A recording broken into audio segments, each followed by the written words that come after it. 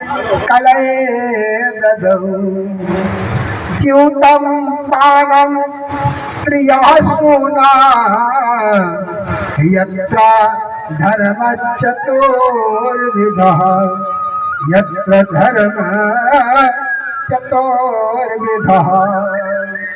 महाराज परीक्षित जी ने कहा कि भैया ऐसा है, अगर ये गुण है तो जाओ, मैं तुमको 4 जगह स्थान देता हूँ और वो भी जाकर के उसी में आप वास कर लेना। जुआ जहाँ हो रहा हो वहाँ जाकर के वास कर लेना, स्त्री संग जहाँ हो रहा हो वहीं जाकर के वास कर लेना, मदिरापान जहाँ हो रहा हो वहाँ जाकर के वास कर लेना, हिंसा जहाँ पे हो रही हो वही वास कर लेना। अच्छा, कलयुग महाराज गया, हाथ जोड़ करके कहा कि प्रभु ऐसा है कि जैसा आपने स्वरूप देखा और वैसा ही तुमने स्थान दे दिया। मैं कलयुग हूँ, काला कलूटा दुनिया में घूम रहा हूँ, जैसा ही तुमने स्वरूप को देखा, जैसे मेरी वाणी सुनी वैसे ही तुमने जो है उससे जगह दे दिया। महाराज अगर एक कमरा ऐसा मिल जाए जिसमें मैं ड्राइंग रूम बना लूँ, क्योंकि घर में पूरे घर के अंदर अगर सबसे सुपर व्यवस्था होगी तो ड्राइंग रूम में होगी। क्यों? क्योंकि वहाँ अतिथि ठीक रहेगी।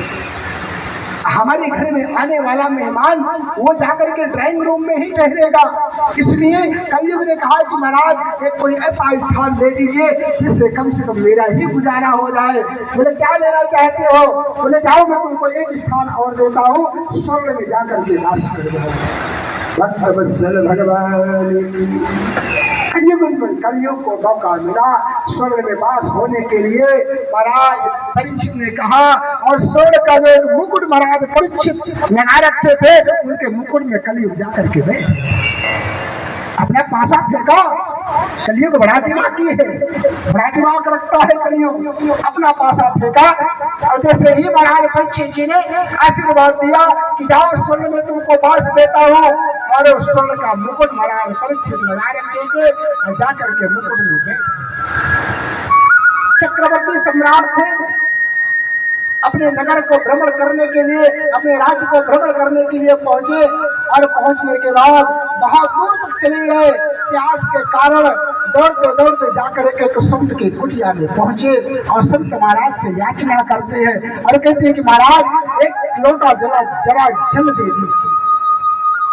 लेकिन संत महाराज तो अपनी तपस्या में, अब वो तो अपनी तपस्या में मग्न है। कौन जल मांगता है, कौन भौतिक पदार्थ मांगता है, कौन छाया मांगता है, कौन बैठने के स्थान मांगता है। अब उन्हें पता ही नहीं, क्यों? क्योंकि महात्मा जी तो अपने वैराग्य में ही है।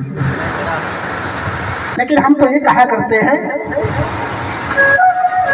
कि संतों से कोई कार्य करने के पहले